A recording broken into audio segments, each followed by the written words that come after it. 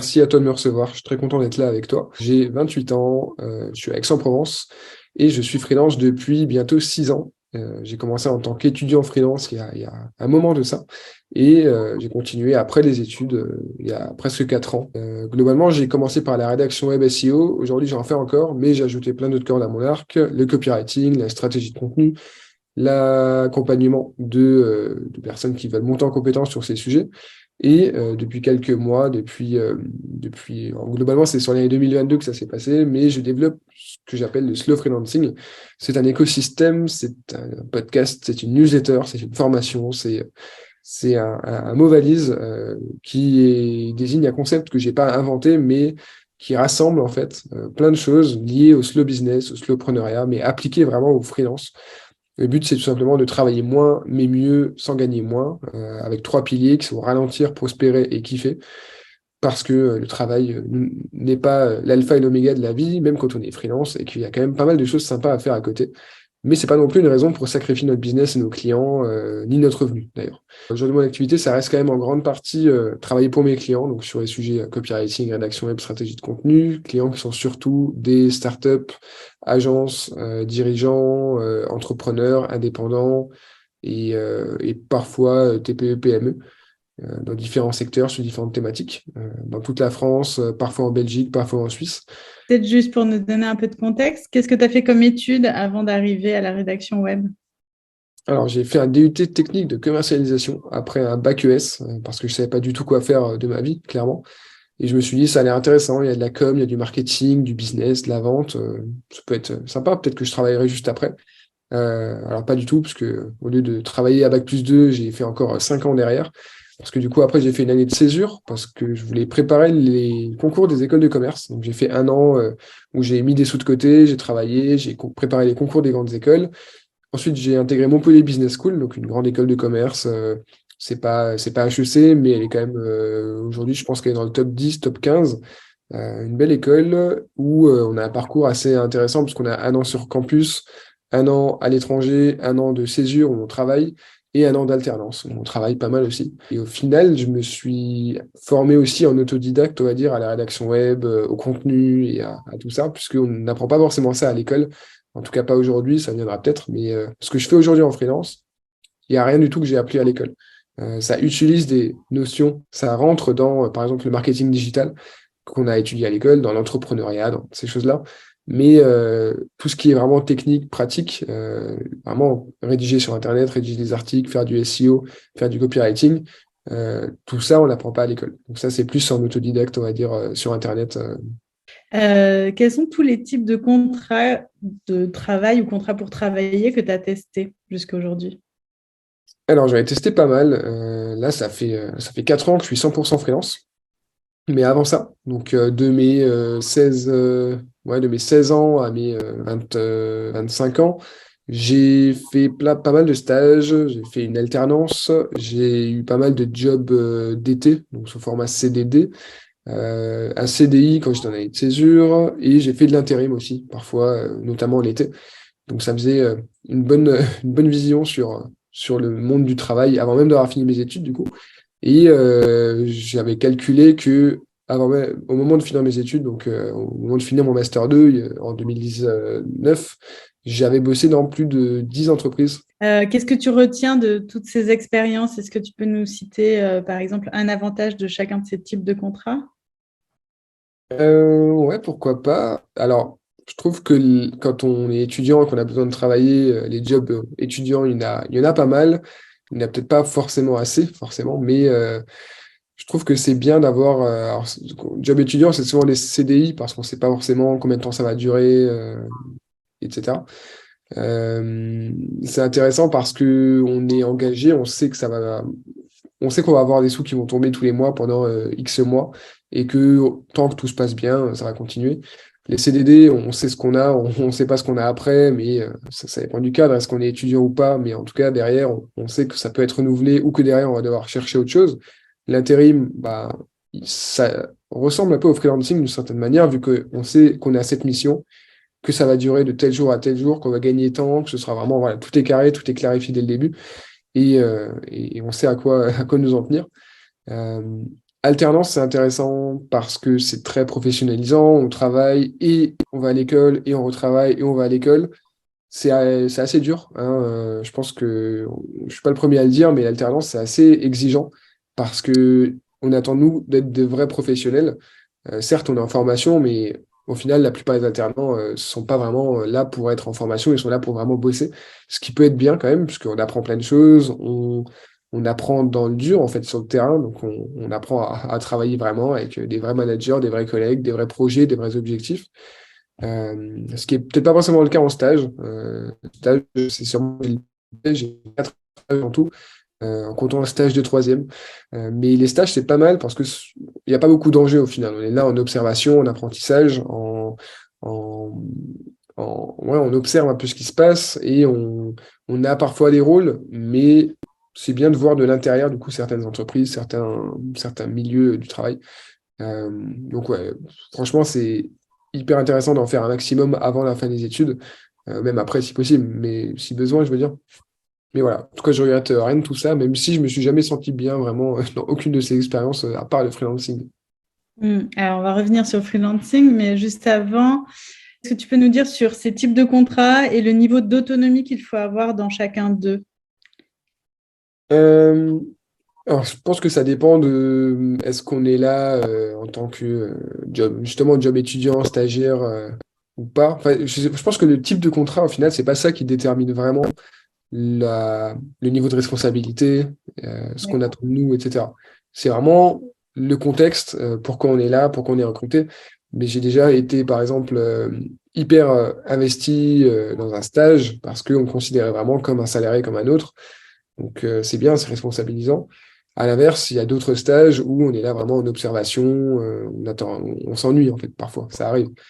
Job étudiant, c'est pareil, même si souvent, enfin, ça dépend de l'endroit où on le fait. Un job étudiant en restauration, ça va être assez dur, parce qu'en restauration, c'est toujours très dur, c'est toujours très fatigant, très exigeant, il faut courir partout. Alors que job étudiant, dans certains endroits, par exemple, dans mon école de commerce, ils proposaient ça justement, les jobs étudiants au service informatique. Donc c'était plus tranquille, on va dire. Mais voilà, ça fait partie de ce que l'école met en place pour aider les étudiants défavorisés, on va dire. Donc, c'est une sorte de mesure sociale de proposer ces jobs étudiants qui sont plutôt cool, payés, bon, pas non plus des milliers et des cents, mais sur le campus en plus. Donc, c'est vraiment intéressant. Alors, qu'est-ce qui t'a amené à t'intéresser au slow freelancing? C'est quoi le déclic? Pour parler de slow freelancing, il faut d'abord parler de freelancing, évidemment, puisque je me suis lancé en tant qu'étudiant à l'époque parce que j'avais du temps devant moi, j'avais un été devant moi et je me suis dit, j'ai envie de travailler parce que j'ai pas passé 3 mois à absolument rien faire. Et du coup, j'ai vu sur Internet, je sais plus par quel biais, il me semble que c'est une pub ciblée d'une plateforme de freelance ou un truc comme ça. J'ai découvert ce qu'était le freelancing à ce moment-là. Avant, j'en avais jamais entendu parler. Et je me suis dit, tiens, c'est intéressant. Quand on est étudiant, on peut être freelance, on peut vendre des compétences. Donc, moi, j'avais déjà 5 ans d'études derrière. Je savais faire du marketing, de la vente, de la rédaction, des choses comme ça. Et du coup, j'ai commencé à faire ça comme ça et ça a vite pris, on va dire. Et quand j'ai commencé à vraiment faire du freelancing mon activité principale, donc dès que j'ai fini mes études, au début, je me suis dit, bon, bah, maintenant, ça y est, je suis grand, je finis mes études, il faut bosser 35 heures, 40 heures, comme tout le monde. Sauf que ça marchait pas vraiment pour moi, dans le sens où j'étais vraiment éreinté, quoi. Parce que écrire 7-8 heures par jour, c'est pas évident. Et j'ai commencé à ralentir le rythme progressivement. Peut-être environ un an après, j'ai commencé à remettre en question un peu ma façon de travailler et me dire, est-ce que c'est vraiment si grave de travailler moins que la moyenne? Donc j'ai commencé à tester pas mal de choses. Et du coup, ces dernières années, ça a vraiment été un terrain de jeu, puisque j'ai découvert, en expérimentant plein de choses, qu'on pouvait travailler de moins en moins et gagner de plus en plus et avoir de plus en plus de clients et avancer et prospérer et apprendre, etc.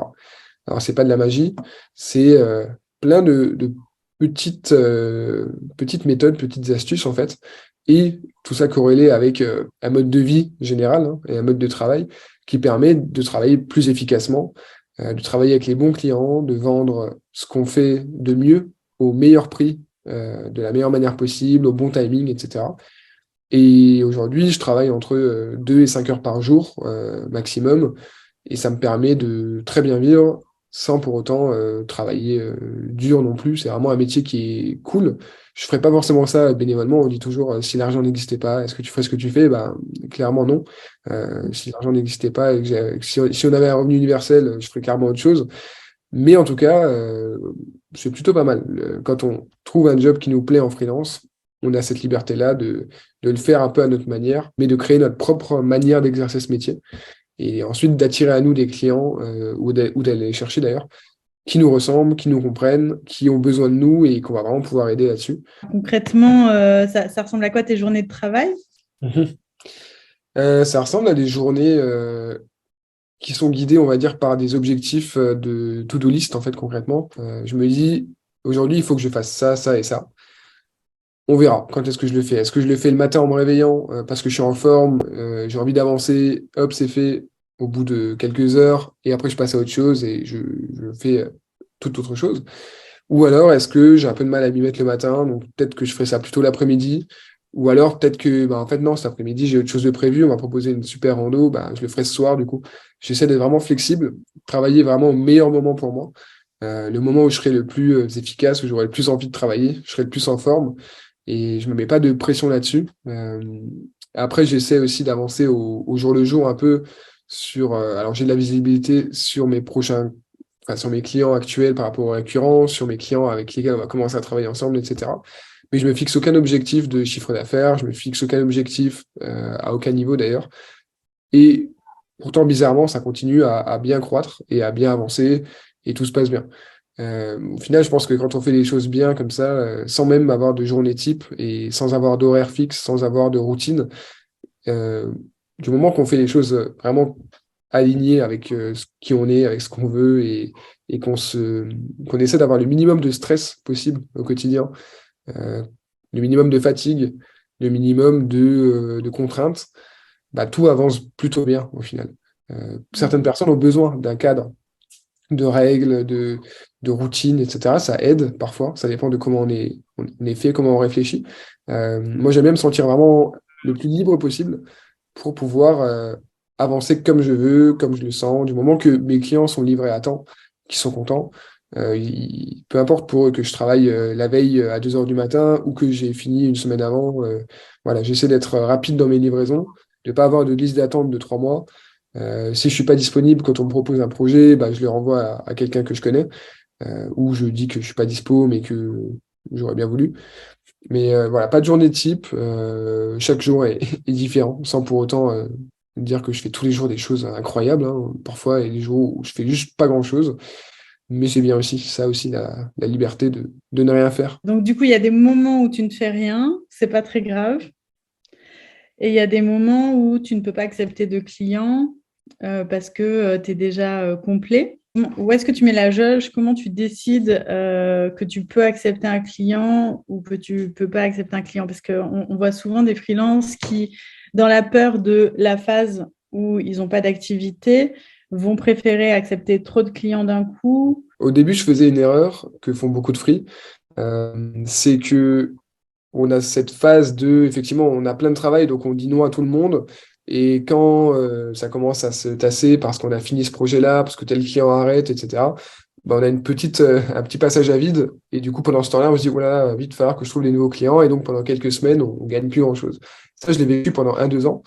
Et après, en fait, ce que je fais depuis là, ouais, 2 ans, je pense, 2, 3 ans, et qui marche plutôt bien, c'est que, par exemple, si j'estime être assez rempli pendant 2, 3 semaines, là, bah, le prochain client, je lui dis, bah, on peut démarrer dans 2, 3 semaines.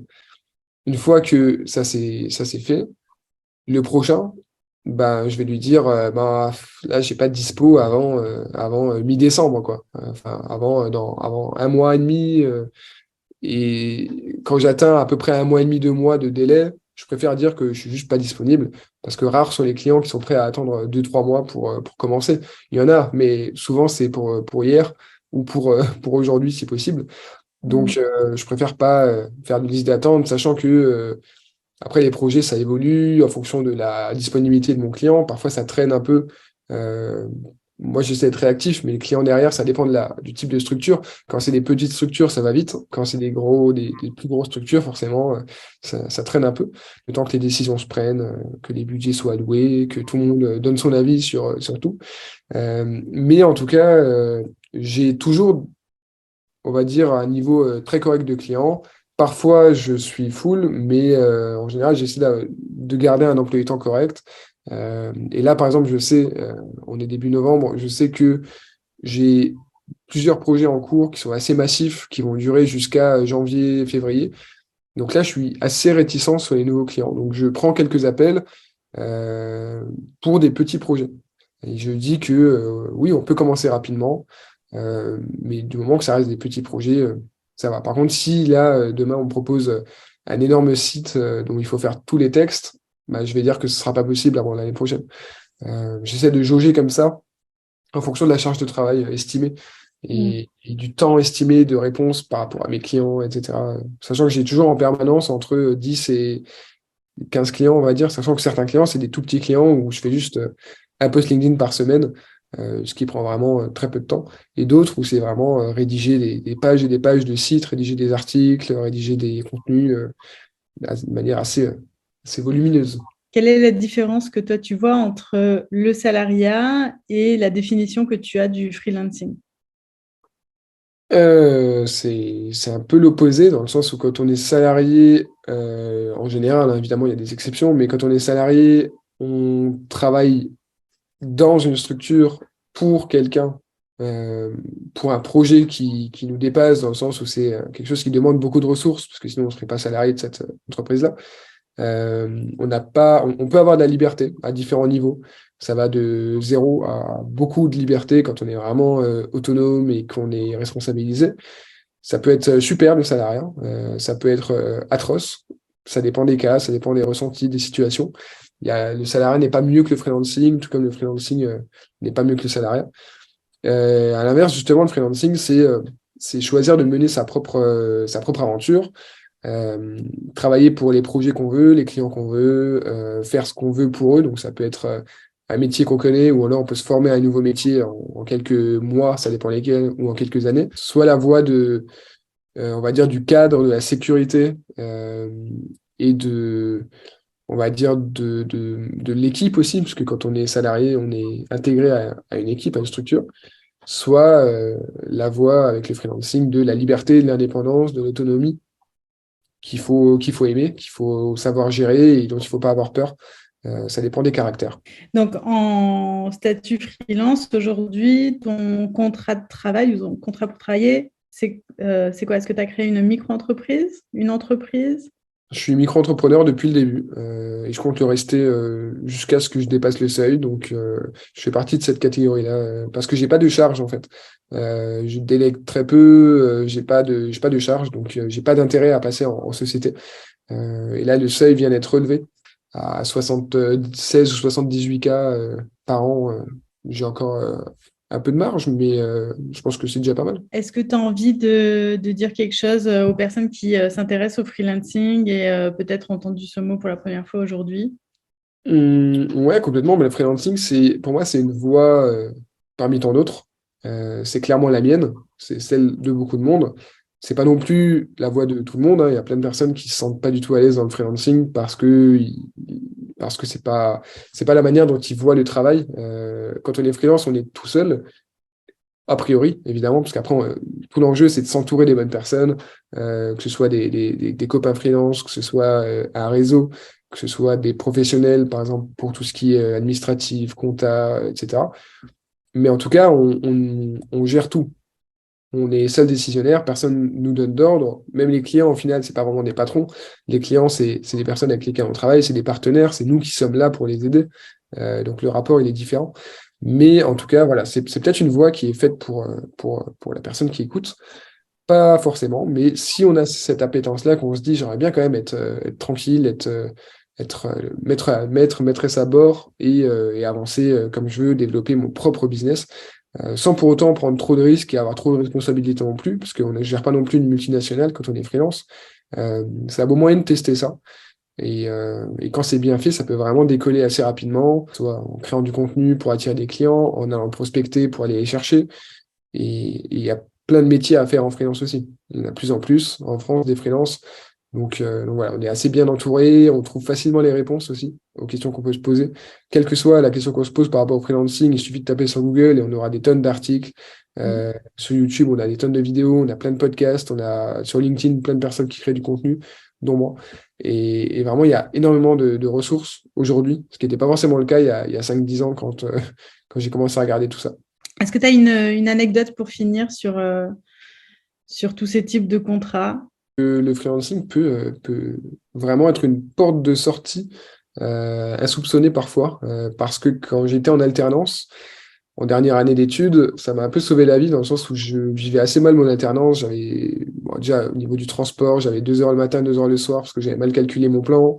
Le job que j'avais choisi me convenait pas trop, mais j'avais choisi ça parce que j'avais rien trouvé d'autre par rapport à l'endroit où je voulais aller géographiquement et au timing, etc. Avec mes boss, ça se passait pas hyper bien. Enfin, c'était vraiment une période assez sombre dans ma vie. Mais heureusement, j'ai pu quitter mon alternance 4 mois plus tôt parce que déjà en entreprise, ça se voyait que ça se passait pas très bien. Donc c'est un accord commun qu'on a réussi à partir, un accord commun entre l'école, mes managers et moi. J'ai pu partir plus tôt et donc fuir cette situation qui était clairement hyper nocive pour moi et me lancer à temps plein parce que j'étais déjà freelance. Donc, j'avais déjà ce statut-là. Et ça coûte rien de créer sa micro-entreprise, littéralement. Donc, qu'on soit étudiant, qu'on soit salarié. Alors, quand on est salarié, il faut quand même s'assurer qu'il n'y a pas de souci avec l'employeur.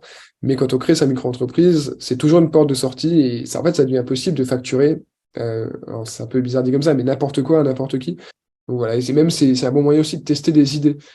Si on veut vendre un objet, une marchandise ou autre, on crée sa micro et puis on teste. Si on veut conseiller quelqu'un, une entreprise sur un sujet, on crée sa micro et c'est parti, en quelques jours c'est bon.